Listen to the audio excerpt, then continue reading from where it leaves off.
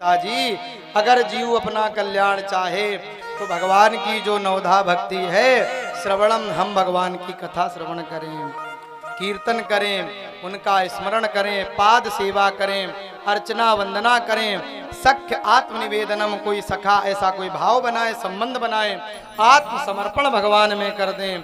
अगर ऐसी भाव भक्ति हम समर्पित करेंगे तो जरूर कल्याण होगा। प्रथम भगति संतन कर संगा, दूसर रति मम कथा प्रसंग। हिरण्यकश्यपु को बड़ा क्रोध आया, अरे पगले, तू मेरे शत्रु का नाम ले रहा है, जाओ इसे मार दो। अपने दैत्यों को, सिपाहियों को आदेश दिया।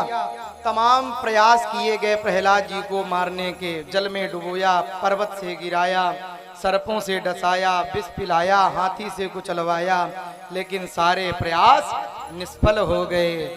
जाको राखे साइया, मार सके न कोई, बाल नवा का कर सके जो जग में। कुछ भी करो, कुछ हो नहीं सकता।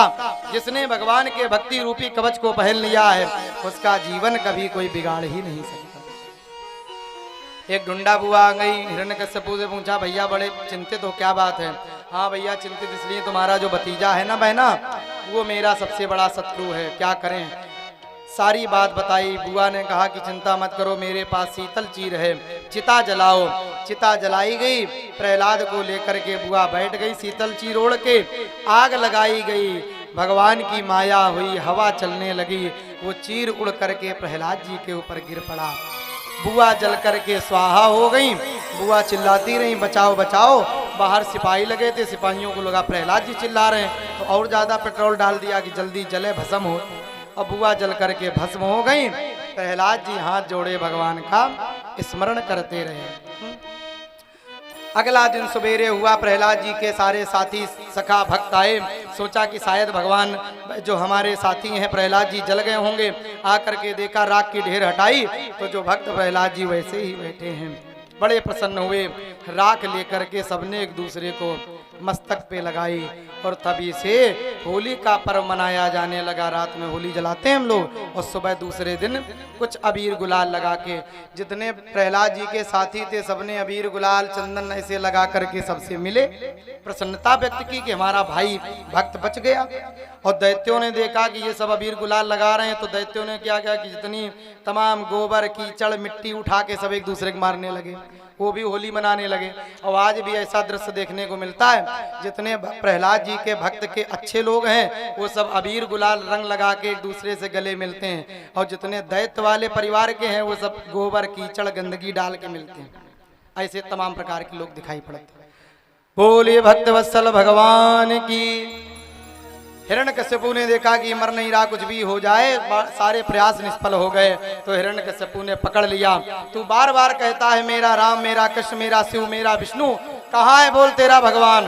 आज मैं तेरा वध कर दूंगा। प्रहलाद जी ने कहा कि रे पिताजी, ये ना पूछो कहाँ है, ये पूछो कहाँ नहीं है। अच्छा, मेरे में भी हाँ, तुम में भी हाँ, तलवार में हाँ, खंबे में भी हाँ।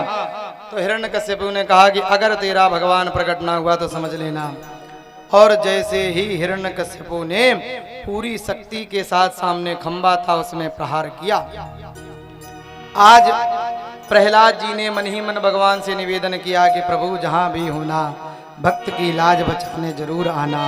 और जैसे ही हिरण्यकश्यपु ने एक घूंसे का प्रहार किया, खंबा फट गया और वैसे भगवान नृसिंह बन करके प्रकट हो। जैसे नृसिंह भगवान को देखा, शरीर मनुष्य का है, ऊपर शेर का मुख है, भयंकर बड़े बड़े दांत हैं, बाल हैं, गर्जना कर रहे हैं, हाथों में बड़े बड़े नाखून हैं। हिरण्यकश्यपु को पकड़ लिया, युद्ध होने लगा। सारे देवता देख रहे हैं, घबरा रहे हैं, अब क्या होगा क्या होगा। प्रहलाद जी हाथ जोड़े खड़े हैं, भगवान तो खिला रहे हैं। और जैसे समय नजदीक देखा, संध्या होने वाली है, पकड़ के ले गए देहरी के पास, उठा के अपनी जांघों पर पटक दिया। अरे अरे पापी, अरे हिरण्यकश्यपु, अब मरने को तैयार हो जा। हंसने लगा हा हा करके। अरे क्यों हंस रहा पगले? उसने कहा कि प्रभु मैं इसलिए हंस रहा हूँ कि आप मुझे मार नहीं सकते। क्यों नहीं मार सकते? मैंने इतने ज्यादा वरदान मांगे हैं, पहले वो तो पूरे करो। बोल क्या तेरे वरदान, क्या वचन है? मैंने ब्रह्मा जी से मांगा था, मैं ना दिन में मरूं ना रात में मरूं। भगवान ने कहा इसमें ना दिन है ना रात है, शाम का समय है। अच्छा, मैंने मांगा था ना मैं ऊपर मरूं ना नीचे मरूं। तो भगवान ने कहा, ना तो ऊपर है न नीचे, गोदी में बीच में लटका हुआ है। अच्छा, तो मैंने मांगा था कि मैं ना अस्त्र से मरूं ना शस्त्र से। तो भगवान ने अपने नाखून दिखाई, ये देखो क्या है, अस्त्र की शस्त्र है। अब ये घबराया, ये तो अलग कुछ व्यवस्था है। और बता कुछ। मैंने मांगा था कि मैं ना पशु से मरूं ना मनुष्य से मरूं। भगवान ने कहा, हमें जरा देखो, हम पशु हैं कि मनुष्य, और दोनों हैं। अब ये और घबराया, अगर हम जानते हैं कि तुम ये भी बन लेते तो हम ये भी मांग लेते। भगवान ने कहा, वो छोड़ो, आगे बताओ और क्या मांग, और क्या चाहिए। प्रभु, मैंने मांगा था कि मैं ब्रह्मा जी की बनाई सृष्टि में किसी से ना मरूं। भगवान ने कहा, पगले, ब्रह्मा ने मुझे नहीं बनाया, मैंने ब्रह्मा को बनाया, मैं ब्रह्मा की सृष्टि से बाहर हूँ। अच्छा, मैंने मांगा था कि मैं 12 महीनों में किसी महीने में ना मरूं। भगवान हंसने लगे, मैंने तेरे जैसे ही दुष्टों के लिए एक 13वां महीना बनाया है, पुरुषोत्तम मास, मलमास है, इस समय वही चल रहा है।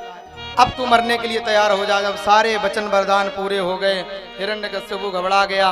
भगवान ने बड़े बड़े नाखूनों से उस दैत्य का हृदय विदीर्ण कर दिया, फाड़ दिया, अंतड़ियां निकाल के अपने गले में डाल ली। क्रोध में आकर के सिंहासन में बैठ गए। अब सारे देवता, सारे दैत्य, ऋषि मुनि, भक्त प्रहलाद सब देख रहे हैं, किसी की हिम्मत नहीं पड़ रही कि भगवान को कोई मनाए, कोई भगवान के पास जाए, कैसे भगवान का क्रोध शांत हो। बोलिए भक्तवत्सल भगवान की, बोलिए नृसिंह भगवान की।